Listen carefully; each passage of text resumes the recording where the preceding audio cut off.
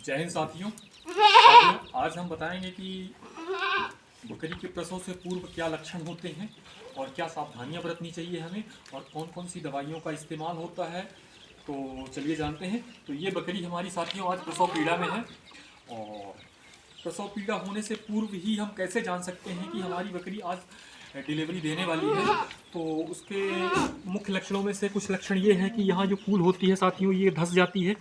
धंस जाने का मतलब ये है साथियों कि अंदर की तरफ घुस जाती है ये कमर, और थन में दूध आ जाता है साथियों। तो जैसा कि आप देख रहे हैं बकरी के थन में दूध आ गया है बिल्कुल से। तो जब थन में दूध आ गया है बकरी के, तो अब 2 घंटे 3 घंटे इससे ज़्यादा बकरी नहीं ले सकती साथियों। तो आज ये बच्चा दे देगी साथियों।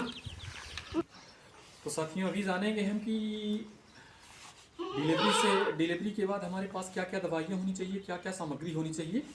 तो उन दवाइयों में सबसे महत्वपूर्ण है साथियों फ्लूट्यून। फ्लूट्यून होगी या प्लेसेंटा होगा, होगा या कि एम्बुलान होगा, ये सब एक ही काम करती हैं साथियों। तो ये 5 दिन तक देना है बकरी को। और 5 दिन तक ऐसे देना है कि 2 दिन देना है साथियों 1 kg बॉडी वेट पर 1.5 ml, और 3 दिन देना है 1 kg पर 1 ml के हिसाब से इसको देना है। 5 दिन तक चलाना है। इससे वहाँ से पूरी तरह से साफ हो जाएगा। और इससे मदद ये मिलेगी साथियों कि बकरी को दोबारा गर्भधारण करने में आसानी होगी और जल्दी से गर्भधारण करेगी बकरी। 1.5 से 2 महीने के अंदर गर्भधारण कर लेगी। और यदि आप इसका इस्तेमाल नहीं करते साथियों तो 3 महीने 4 महीने 5 महीने तक का बकरी समय लेती है, क्योंकि जब तक गर्भाशय पूरी तरह से क्लीन नहीं हो जाएगा और उसमें पूरा संकुचन नहीं आ जाएगा तब तक बकरी दोबारा हीट में नहीं आएगी साथियों। तो इसका उपयोग जरूर करें। और इसी के साथ में दवाई होगी साथ हमारे पास साथी टिंचर। टिंचर का सबसे जरूरी काम है साथियों मेमने के की जो नाल होती है, नाल को सुखाने का।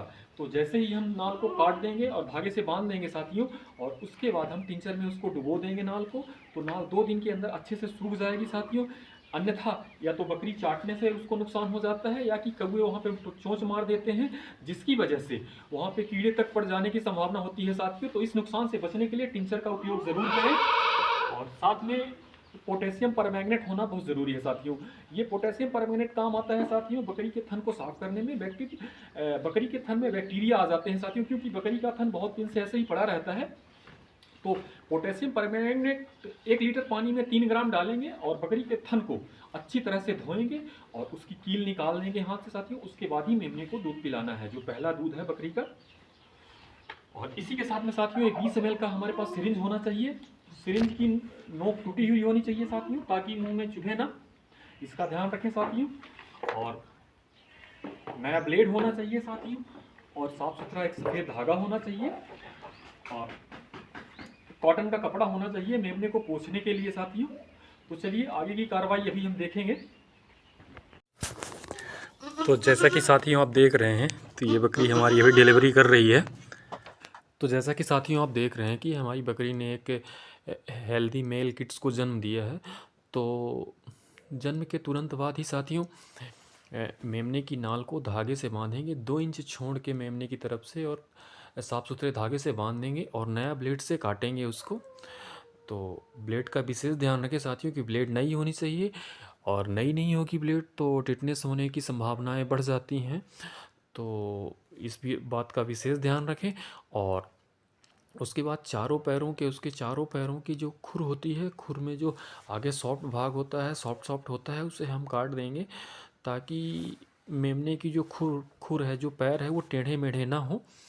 तो चारों पैर के जैसा कि आप देख रहे हैं कि हमने तोड़ दिया है। और तोड़ने के बाद साथियों मेमने को अच्छे से पोंछ देंगे और साफ़ सुथरे कॉटन के कपड़े से। और उसके बाद साथियों टिंचर आयोडीन का काम आता है। अब टिंचर आयोडीन को उसी के ढक्कन में निकाल लेंगे और नाल को, मेमने की नाल को अच्छे से उसी में डुबोएंगे।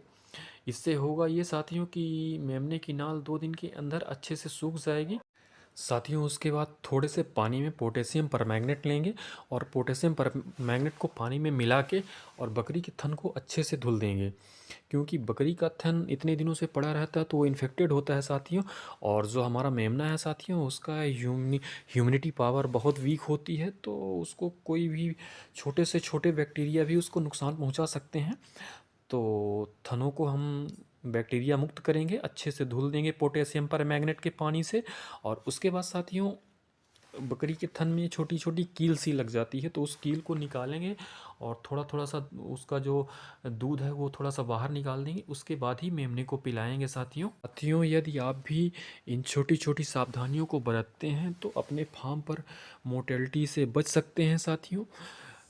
तो लगभग मुझे साल भर हो रहे हैं फार्म को रन करते हुए साथियों, और मेरे पास आज के डेट पर लगभग 38 की संख्या है साथियों, और अभी तक हमने कोई मोर्टेलिटी नहीं देखी है साथियों। तो आप भी यदि ऐसी छोटी छोटी सावधानियां बरतते हैं तो आप मोर्टेलिटी से बच सकते हैं साथियों। तो साथियों यदि यहाँ तक दी गई जानकारी आपको अच्छी लगी हो, पसंद आया वीडियो, तो प्लीज़ लाइक करें, सब्सक्राइब करें, कमेंट्स करें और हमारा हौसला अफजाई करें साथियों। जय हिंद साथियों।